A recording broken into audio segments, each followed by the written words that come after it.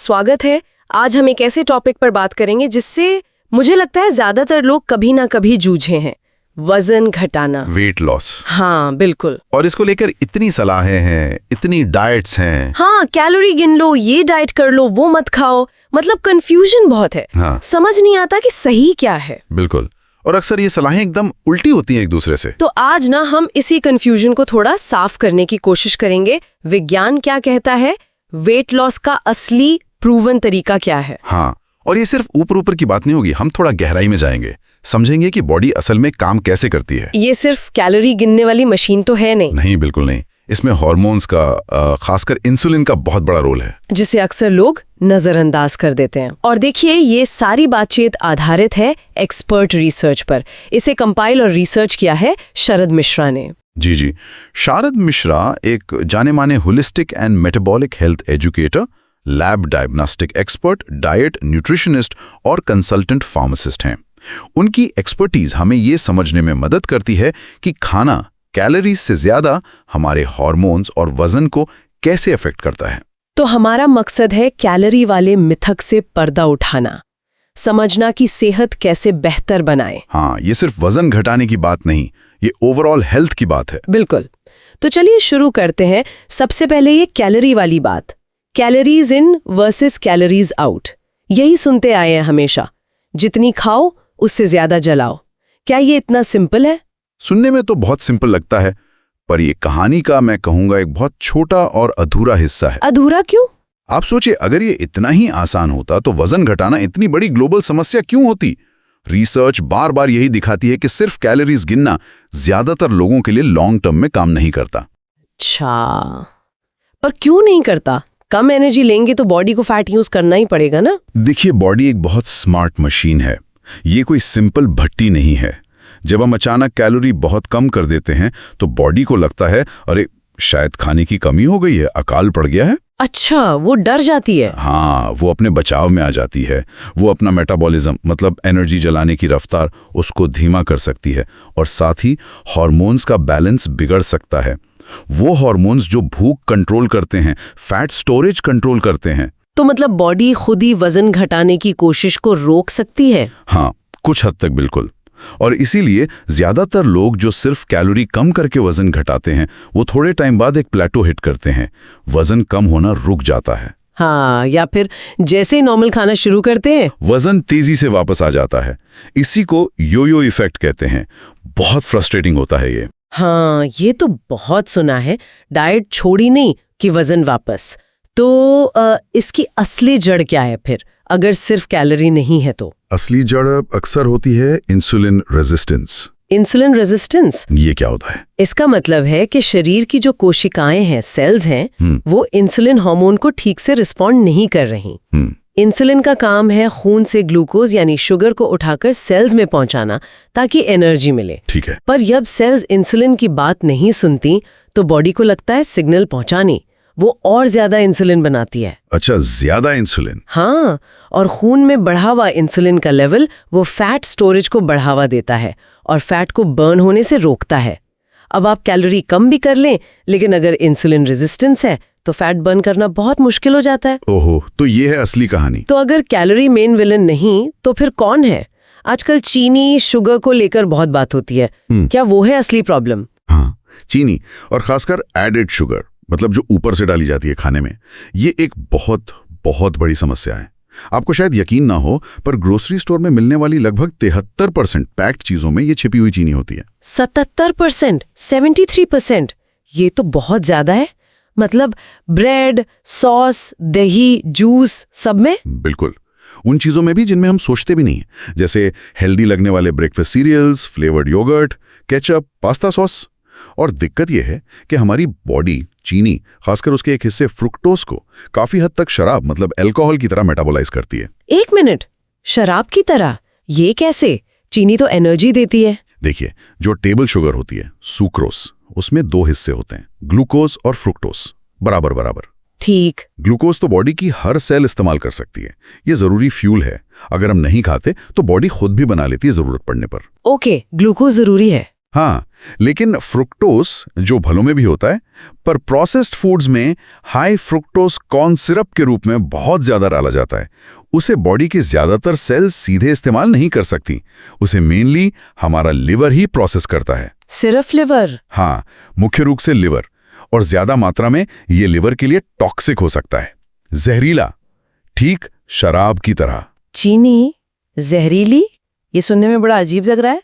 Dose makes the poison, मतलब मात्रा की बात है। हमारा लिवर रोज थोड़ी मात्रा में फ्रुक्टोज, मान लीजिए लगभग 12 ग्राम फ्रुक्टोज, जो करीब 6 चम्मच चीनी के बराबर होता है, उसको बिना ज्यादा दिक्कत के हैंडल कर सकता है। अच्छा, 12 ग्राम तक? हाँ, मजे की बात यह है कि लिवर लगभग इतनी ही मात्रा में अल्कोहल को भी बिना ज्यादा नुकसान के मेटाबोलाइज कर सकता है। पर आज एक एवरेज इंसान रोज 50 ग्राम या उससे भी कहीं ज्यादा फ्रुक्टोज खा रहा है, खासकर मीठे ड्रिंक्स और प्रोसेस्ड फूड से। 50 ग्राम? और लिवर हैंडल कर सकता है सिर्फ 12?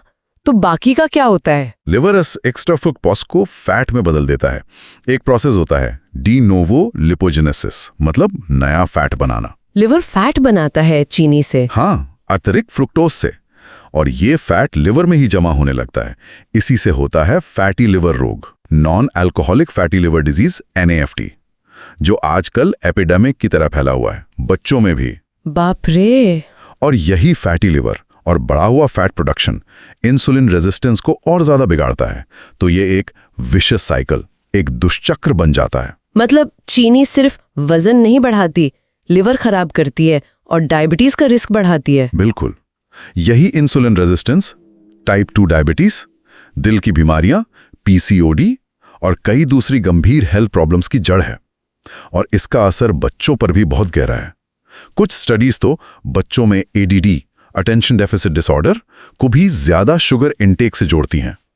सोचिए जरा, सुबह नाश्ते में मीठा सीरियल और डब्बे वाला जूस, कितना फ्रुक्टोज चला जाता होगा बच्चों के अंदर। उनकी दिन भर की लिमिट से कई गुना ज्यादा। ये तो सच में एक चक्रव्यूह जैसा है, जैसे महाभारत में था, घुसना आसान, निकलना मुश्किल।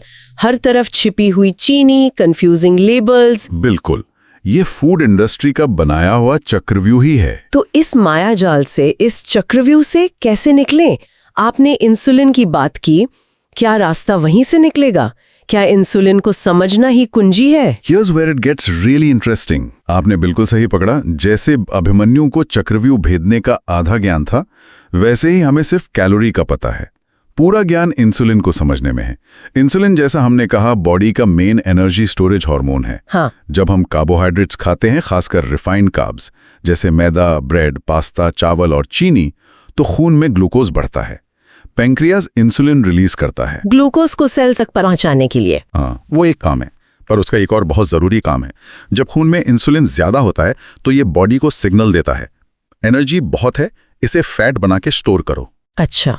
और दूसरा सिग्नल, जो फैट पहले से स्टोर है उसे अभी बर्न मत करो, उसे बचाओ। ओह, तो मतलब जब तक इंसुलिन हाई रहेगा, बॉडी फैट बर्न करने की बजाय फैट स्टोर करने वाले मोड में रहेगी, भले ही हम कम कैलोरी खा रहे हों। एग्जैक्टली, बिल्कुल यही होता है। तो अगर आप वजन कम करना चाहते हैं, मतलब जमा हुआ फैट बर्न करना चाहते हैं, तो आपको बॉडी को फैट बर्न करने का सिग्नल देना होगा। और इसका सबसे इफेक्टिव, साइंटिफिकली प्रूवन तरीका है अपने इंसुलिन लेवल को नेचुरली नीचे रखना। और इंसुलिन नीचे कैसे रखें? क्या भूखे रहना है? नहीं, भूखा रहना सॉल्यूशन नहीं है।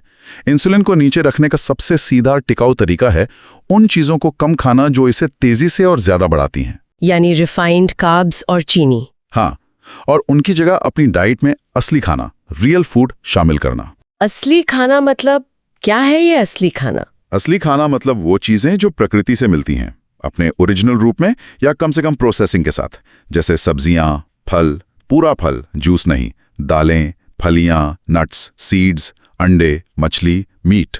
मतलब जिसके पैकेट पर लंबी इंग्रेडिएंट लिस्ट ना हो। बिल्कुल, वो खाना जो हमारे पूर्वज हजारों सालों से खाते आए हैं। जितना खाना अपने नेचुरल रूप के करीब होगा, उतना वो इंसुलिन पर कम असर डालेगा। ये बात तो समझ आती है, सिंपल है। लेकिन एक सवाल और, डाइट सोडा, उनमें तो चीनी नहीं होती, कैलोरी भी नहीं, क्या वो ठीक है? हाँ, ये बहुत कॉमन सवाल है।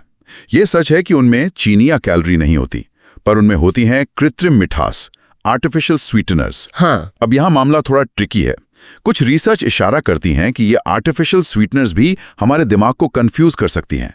मीठा टेस्ट आने पर भले ही ब्लड शुगर ना बढ़े, बॉडी फिर भी थोड़ा इंसुलिन रिलीज कर सकती है। अरे, बिना चीनी के भी इंसुलिन? पॉसिबली, इस पर अभी और रिसर्च चल रही है।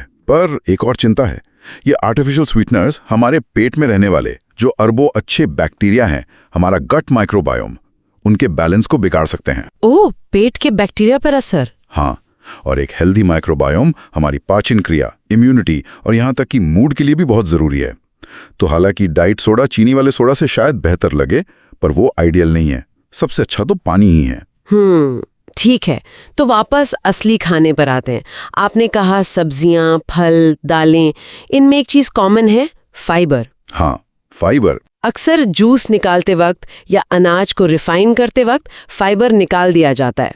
इसकी क्या इंपॉर्टेंस है? फाइबर हमारे खाने का, मैं कहूँगा, अनदेखा हीरो है, अनसंग हीरो। आपने सही कहा, प्रोसेसिंग में इसे हटा दिया जाता है और ये बहुत बड़ी गलती है। मजे की बात यह है कि फाइबर हमें डायरेक्टली कोई पोषण या एनर्जी नहीं देता, हम उसे पचा नहीं सकते। तो फिर जरूरी क्यों है अगर पचता ही नहीं? ये जरूरी है हमारे लिए नहीं, बल्कि हमारे पेट में रहने वाले उन खरबों दोस्तों के लिए, हमारे गट माइक्रोबायोम के लिए। फाइबर उनका खाना है। अच्छा, बैक्टीरिया का खाना है फाइबर? हाँ, जब ये अच्छे बैक्टीरिया फाइबर को फर्मेंट करते हैं, मतलब खाते हैं, तो वो कुछ कमाल के कंपाउंड्स बनाते हैं। शॉर्ट चेन फैटी एसिड्स कहते हैं इन्हें, जैसे ब्यूटीरेट। शॉर्ट चेन फैटी एसिड्स, ये क्या करते हैं? अरे, ये बहुत जरूरी काम करते हैं। ये हमारी आंतों की जो दीवार है, गट लाइनिंग, उसको पोषण देते हैं, उसे मजबूत रखते हैं। ये बॉडी में इन्फ्लेमेशन यानी सूजन को कम करते हैं, ब्लड शुगर कंट्रोल में मदद करते हैं, इम्यून सिस्टम को रेगुलेट करते हैं। मतलब ये हमारी अंदरूनी सेहत के चौकीदार हैं। वाह, तो फाइबर हमारे अंदर के दोस्तों को खिलाता है और वो दोस्त हमारी हिफाजत करते हैं। ये तो कमाल है। बिल्कुल, एक हेल्दी गट माइक्रोबायोम अच्छी सेहत की नींव है। आप अंदाजा लगाइए, हमारे जो पूर्वज थे, हंटर गैदरर्स, वो रोज 50 से 100 ग्राम फाइबर खाते थे। 50 से 100 ग्राम? हाँ, आज की गाइडलाइंस कहती हैं कम से कम 25-30 ग्राम खाओ, पर ज्यादातर लोग मुश्किल से 10-15 ग्राम ही ले पाते हैं आज की डाइट में। इतना कम? कारण वही प्रोसेस्ड फूड्स। हाँ, मेन कारण वही है। मैदा बनाने में फाइबर गया, सफेद चावल में फाइबर गया, जूस में फाइबर गया, पैकेट वाले snacks, biscuits, ready to eat meals, सब में फाइबर बहुत कम होता है। ऐसा करते हैं शेल्फ लाइफ बढ़ाने के लिए, टेक्सचर सुधारने के लिए, लेकिन हम सेहत का खजाना खो देते हैं। इसीलिए साबुत फल जूस से बेहतर है, साबुत अनाज रिफाइंड से बेहतर है। फाइबर शुगर को भी धीरे धीरे रिलीज होने देता है, इंसुलिन एकदम से नहीं बढ़ता। तो इन सब बातों का सार क्या निकला, निचोड़ क्या है? अगर हम आज की चर्चा को समेटें तो वजन घटाने और हेल्दी रहने की चाबी कैलोरी गिनने में उतनी नहीं जितनी इंसुलिन को मैनेज करने में है। बिल्कुल सही कहा आपने, कैलोरीज मैटर करती हैं, जरूरत से ज्यादा खाना ठीक नहीं, लेकिन सिर्फ कैलोरी पे फोकस करना आधी कहानी देखना है। असली खेल हार्मोन्स का है और इंसुलिन है की प्लेयर। अगर हम कुछ मेन बातें याद रखें तो रास्ता काफी आसान हो सकता है। हाँ, कौन सी हैं वो मुख्य बातें जो हमारे लिसनर्स को ध्यान में रखनी चाहिए? सबसे पहली और सबसे जरूरी, चीनी, खासकर एडिड शुगर और रिफाइंड कार्बोहाइड्रेट्स, मैदा, सफेद ब्रेड, सफेद चावल, पास्ता, नूडल्स, बेकरी आइटम्स, इनको बहुत कम कर दें। ये इंसुलिन स्पाइक करते हैं। ठीक है, cut down sugar and refined carbs. दूसरा, अपनी डाइट में असली खाना बढ़ाएं। खूब सारी सब्जियां, अलग अलग रंग की, साबुत फल, दालें, बीन्स, नट्स, सीड्स, अच्छी क्वालिटी का प्रोटीन, अंडे, मछली, चिकन, पनीर, टोफू, इनमें फाइबर, विटामिन्स, मिनरल्स भरपूर होते हैं। ये आपकी बॉडी और गट बैक्टीरिया दोनों को खुश रखेंगे और इंसुलिन को स्टेबल रखेंगे। ईट रियल फूड, भरपूर फाइबर वाला। समझ गई। और तीसरा, प्रोसेस्ड और खासकर अल्ट्रा प्रोसेस्ड फूड से बचें जितना हो सके। ये पैकेट वाले खाने जिनमें लंबी इंग्रेडिएंट्स लिस्ट होती है, छिपी हुई चीनी, अनहेल्दी फैट्स होते हैं और फाइबर गायब होता है। शॉपिंग करते वक्त पैकेट के पीछे इंग्रेडिएंट्स लिस्ट जरूर पढ़ें। सिर्फ सामने लिखे हेल्दी या लो फैट के दावों पर भरोसा न करें। Avoid processed foods and read labels. और ये सब सिर्फ वजन कम करने के लिए नहीं है ना? इसके फायदे तो और भी बहुत हैं। अरे बिल्कुल, ये सिर्फ वजन की बात है ही नहीं। इस तरह खाने से आपकी एनर्जी बढ़ेगी, मूड बेहतर होगा और सबसे जरूरी, आप type 2 diabetes, fatty liver, high blood pressure दिल की बीमारियां, पीसीओडी जैसी कितनी ही लाइफस्टाइल बीमारियों का खतरा बहुत कम कर सकते हैं। ये लंबी, हेल्दी, एनर्जेटिक जिंदगी जीने का तरीका है। जाते जाते एक सवाल मैं छोड़ना चाहूंगी सबके सोचने के लिए।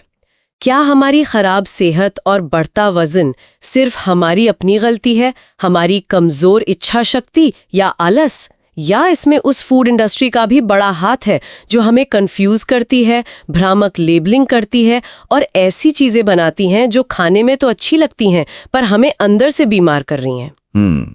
जब सुपरमार्केट की 73% चीजों में छिपी हुई चीनी है, तो क्या ये लड़ाई सिर्फ हमारी है या सिस्टम में भी कुछ बदलने की जरूरत है? ये बहुत जरूरी सवाल है। अवेयरनेस, जागरूकता ही पहला कदम है। अगली बार जब आप कुछ खरीदें, पैकेट पलटकर इंग्रेडिएंट्स पढ़ें। देखें चीनी कितनी है और किन किन नामों से छिपी है। Glucose, fructose, corn syrup, dextrose, maltodextrin, list बहुत लंबी है। शायद आपको हैरानी हो, जानकारी ही बचाव है। बिल्कुल। तो आज की इस गहरी और अहम चर्चा को यहीं रोकते हैं। उम्मीद है आपको वजन प्रबंधन और मेटाबॉलिक हेल्थ को विज्ञान की नज़र से समझने में मदद मिली होगी। हाँ, हमारा मकसद डराना नहीं, बस जानकारी देना था ताकि लोग इन्फॉर्म्ड चॉइसेस ले सकें अपनी सेहत के लिए। अगर आपको ये बातचीत यूजफुल लगी तो इसे लाइक ज़रूर करें, अपने दोस्तों और परिवार के साथ शेयर करें ताकि ये ज़रूरी जानकारी और लोगों तक पहुँचे। और हाँ, हमारे चैनल को सब्सक्राइब करना ना भूलें ताकि आगे भी ऐसी डिस्कशंस आप तक पहुंचती रहें। और एक बार फिर इस विषय पर शोध और संकलन Sharad Mishra, holistic and metabolic health educator, lab diagnostic expert, diet nutritionist, consultant pharmacist द्वारा किया गया है। अगली बार फिर मिलेंगे एक नए टॉपिक के साथ। तब तक स्वस्थ रहें, जागरूक रहें।